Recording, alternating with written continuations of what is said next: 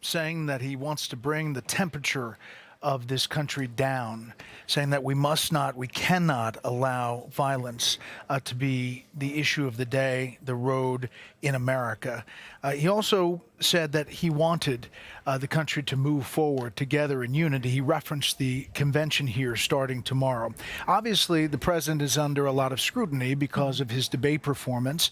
And so when a couple of times he had some slip-ups, calling former President Trump, calling we resolve our differences at the ballot box, the battle box, that obviously gets picked up. But the message of unity is one he wanted to get through. Yeah, a few slips on the teleprompter from the president in one of these big Oval Office moments. This is the third time he has used this pulpit for this opportunity. Now he's sort of shifting to talking about the importance of democracy rather than that Trump is the embodiment of an attack on democracy, which has been a huge thrust of the Biden campaign so far. So you feel that sort of shuttle.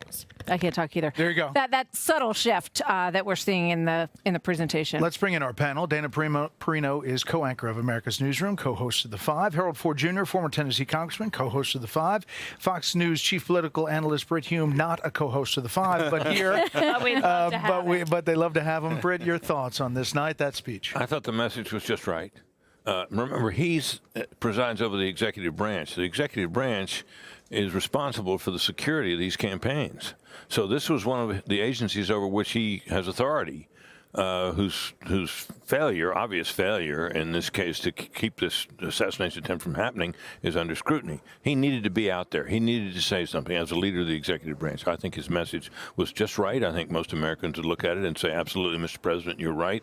The few stumbles he had may have been a further reminder of his frailty, but nonetheless, he did what he could, I thought. Dana.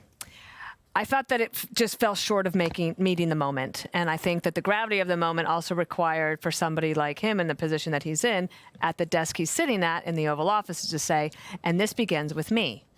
Okay? And I will lead. I will follow my lead, as I'm going to show everybody that I can do this. He talked about his campaign here. Like, we're going to get back to the campaign. That was pretty clear from this. I do welcome the idea of unity and also accountability, because as the day has gone on, there's just more and more questions about what happened. I think America will be glad that they saw President Biden tonight, but the president they really want to hear from is Donald Trump. Harold. It'll be interesting to hear. I hear Dana's point. I thought the speech met the moment for what the moment is.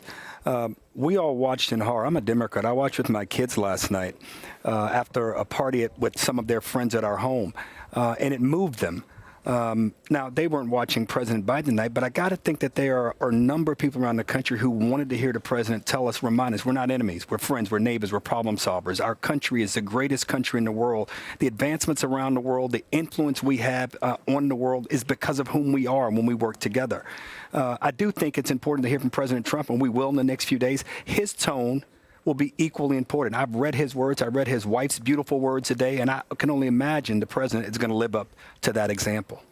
We will see. He's here in Milwaukee tonight. I did speak to him briefly today. He's in good spirits and is projecting, at least right now, a sentiment of unity as well. We'll see what that speech looks like come Thursday. Yeah, and we may find out who his running mate is as early as tomorrow. So we'll be watching. Thank you very much. Click here to subscribe to the Fox News YouTube page to catch our hottest interviews and most compelling analysis.